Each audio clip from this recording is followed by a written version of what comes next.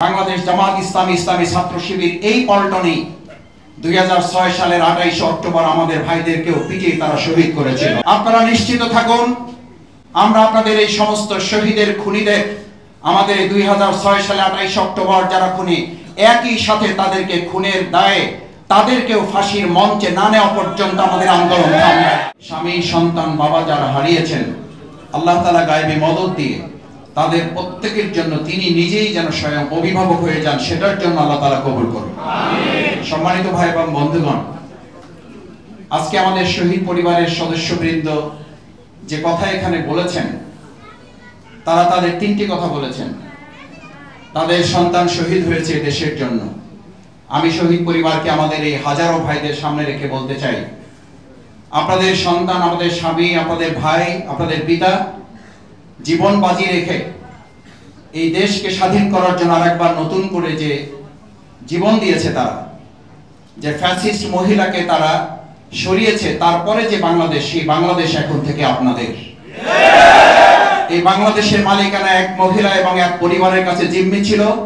আপনাদের এরকম অসংখ্য শহীদের বিনিময়ে আজ এই বাংলাদেশের মালিকানা এখন থেকে আপনারা এবং এদেশে 18 কোটি জনগণের এই মালিকানা আমরা তাদের হাতে তুলে দিতে চাই।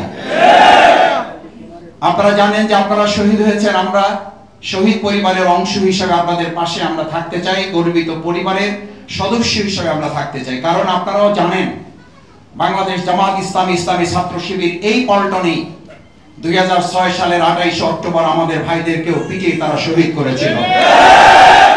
আপনারা নিশ্চিত থাকুন, আমরা আপনাদের এই সমস্ত শহীদের খুনিদের আমাদের 2006 সালে 28 অক্টোবর যারা খুনি, একই সাথে তাদেরকে খুনের দায়ে তাদেরকেও ফাঁসির মঞ্চে না নেওয়া পর্যন্ত আমাদের আন্দোলন থামবে। আমরা শুধু এখানেই থেমে থাকতে চাই না, কারণ তারা আমাদের বিডিআর হত্যাকাণ্ডের নামে দেশের 57 জন মেধাবী সেনা অফিসারকে হত্যা করেছে। এজন্য তাদের বিচারের কাঠগড়ায় নামাতে হবে। শেয়ার বাজারকে এমন ভাবে তারা লুট করেছে, এমন ভাবে ডাকাতি করেছে, আমাদের ভাইরা বোনেরা তখন আত্মহত্যা করতে বাধ্য হয়েছে। শেয়ার কেলেঙ্কারির দায়ে আপনাদেরকে বিচারে কাঠগড়ায় দাঁড়াতে হবে, আপনাদেরকে দাঁড়াতে হবে। আপনারা আমাদের বাংলাদেশের সমস্ত ব্যাংকগুলোকে নিজেদের ব্যক্তিগত ব্যাংকে পরিণত করেছেন। এই টাকা আপনাদের কাছে উদ্ধার না করা পর্যন্ত বাংলাদেশ জামাত ইসলামী ইসলামী ছাত্র শিবির দেশের মানুষকে আন্দোলন চালিয়ে যাবে।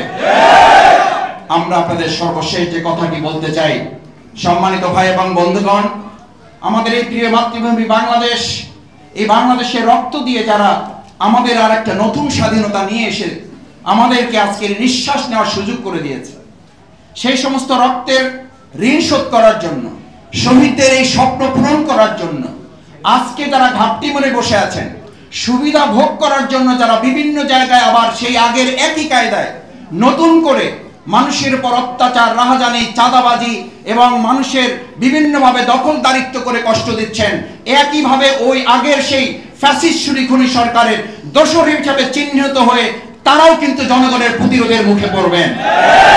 সুতরাং বাংলাদেশ জামাত ইসলামী ইসলামী ছাত্র শিবির মনে করে, আমরা আমাদের নতুন স্বাধীন সুন্দর বাংলাদেশকে অর্থবহ করে গড়ে তোলার জন্য, আমাদের এই শহীদদের রক্তের ইতিবাচক বদলা নেওয়ার জন্য সম্মিলিতভাবে, ঐক্যবদ্ধভাবে একটা জাতি বিনির্মাণ করে এগিয়ে যেতে পারলেই আজকে শহীদদের পরিবারের এই চোখের পানি এবং শহীদদের রক্তের ঋণ আমরা গ্রহণ করতে পারবো ইনশাআল্লাহ।